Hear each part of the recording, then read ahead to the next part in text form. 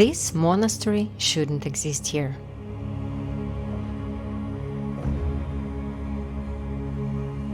The monks who built it had to break one of their strictest rules. And the valley is the reason. The Cistercians followed one of the strictest architectural plans in the medieval Europe. Every monastery was supposed to follow the same layout. Every Cistercian church faced east, towards the rising sun. But Senanque couldn't.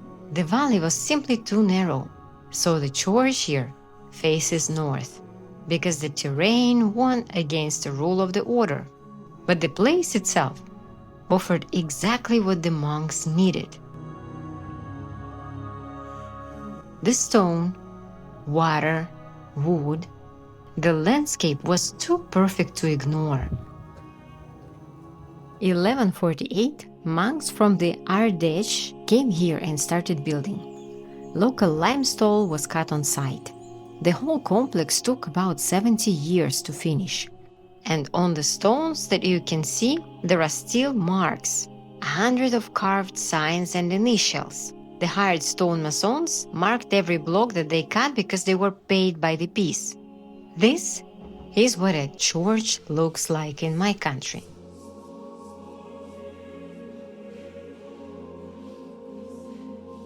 But here, the rule banned all of it. The Cistercians were one of the strictest orders in the medieval Europe. Bare walls, 0 statues and 0 icons. The one you see here today were brought in later. But there was one thing that outweighed all the missing decorations: light.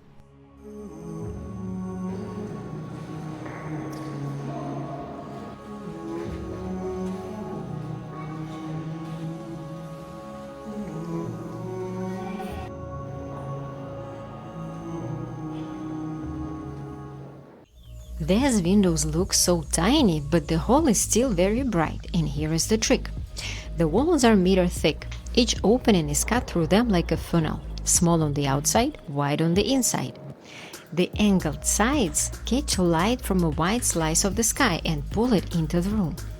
And the pale limestone around the window works as a reflector, so the stone itself starts to glow. A small opening funneled this way gives more usable light than a big flat window. And there is a second job. This is the south of France. The main problem here is heat. Big windows let the heat in. Small ones keep the room cool in summer and warmer in winter. No colored glass, no images. The light falling on the bare stone is the decoration itself. I was surprised by the acoustics of this hall. You can whisper at one end and you will be heard at the other. The later I found out why. The monks used Euclidean geometry. The pointed vault, berceau brisé, is shaped so that it has a focal axis. When someone speaks, the sound reflects over the wall, and every reflected path is the same length. So the reflections from any point in this hall reach the listener at the same time, not scattered, and this explains the effect of presence.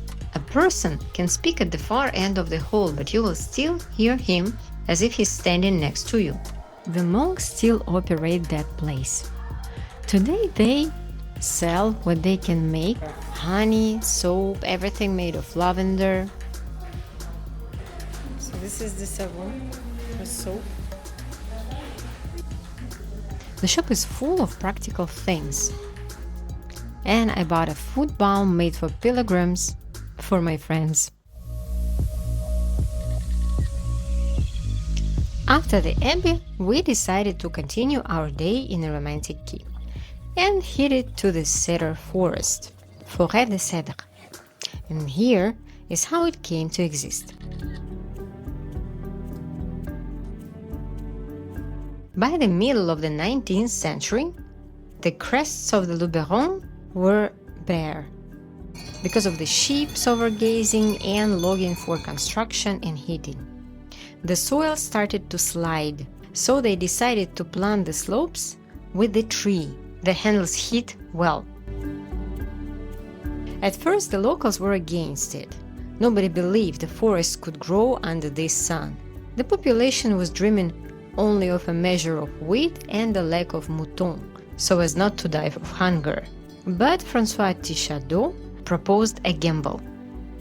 Bring the seeds from the Atlas cedar, from the Middle Atlas in Algeria, and sow them in the slopes to reduce soil erosion and hold the hillsides. The species, Cedres atlantica, was almost unknown back then. It was only described in 1827. They are living more than 200 years.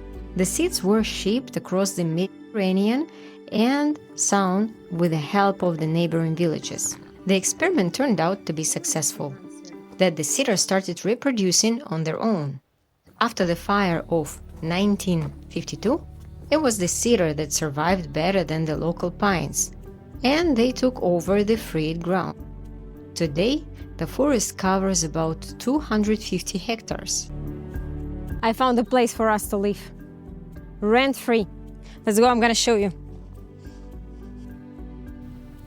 That's a tiny house with a heart.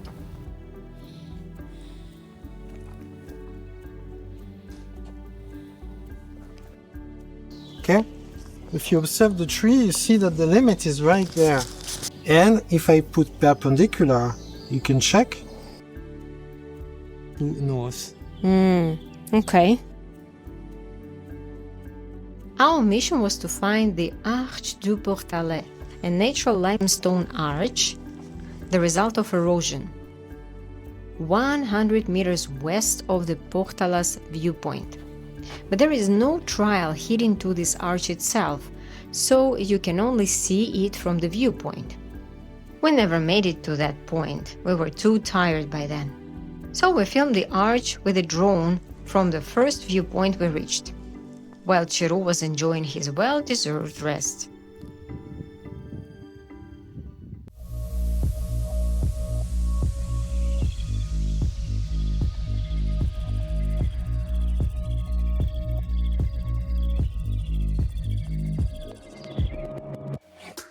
The dog got so tired that day that the next day he preferred to stay home rather than going with us into the next adventure. So should you go to Senanque and visit Foret de Cedres?